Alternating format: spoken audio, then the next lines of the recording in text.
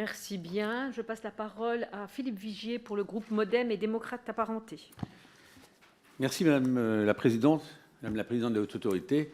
Je pense que nos concitoyens connaissent maintenant beaucoup plus la Haute Autorité de Santé qu'ils ne la connaissaient auparavant. Je fais plein de votre implication dans la Covid. Moi, mes questions porteront d'abord sur vos recommandations, justement, dans la vaccination sur les 6-12 ans. Parce qu'on voit bien que le pass sanitaire, vous le savez, épargne les moins de 12 ans. Les recommandations sur le vaccin ont été faites. Et que préconisez-vous à court terme?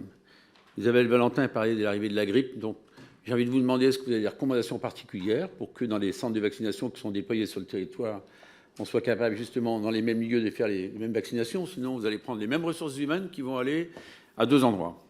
Troisième chose, sur l'évolution de la télémédecine. Vous savez qu'elle était confidentielle avant la Covid. On a ouvert les vannes. Là, on commence à les resserrer un peu. Et pourtant, c'est parfaitement, me semble-t-il, elle a parfaitement été très utile dans la difficulté majeure qu'on a vécue au travers de la Covid. Avez-vous des recommandations sur son élargissement? Votre vision sur l'évolution de l'accès aux soins et de la désertification médicale, qui s'est malheureusement aggravée. Les pénuries de médicaments. Je rappelle aux collègues qu'il y a eu 2446 signalements en 2020 de pénuries de médicaments. Il y en avait 89 en 2010. Chacun doit réfléchir. Donc, au-delà de médicaments innovants, je pense qu'il y a les médicaments tout court. Et nous sommes dans un état de dépendance. Je ne parle même pas des curares.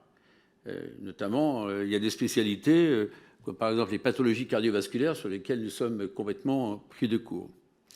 Enfin, dernière question, Madame la Présidente, concernant la certification des établissements, et vous avez rappelé le rôle important que vous accomplissez au quotidien, et par rapport à la labellisation des hôpitaux de proximité qui avait été annoncée il y a 2 ans et demi, et pour lesquels nous n'avons pas avancé. Alors, je sais bien qu'il y a eu la pandémie, mais pour autant, c'était un gage, me semble-t-il, de qualité et de convention d'objectifs et de moyens pour ces établissements qui jouent un rôle majeur de maillage territorial. Je vous en remercie.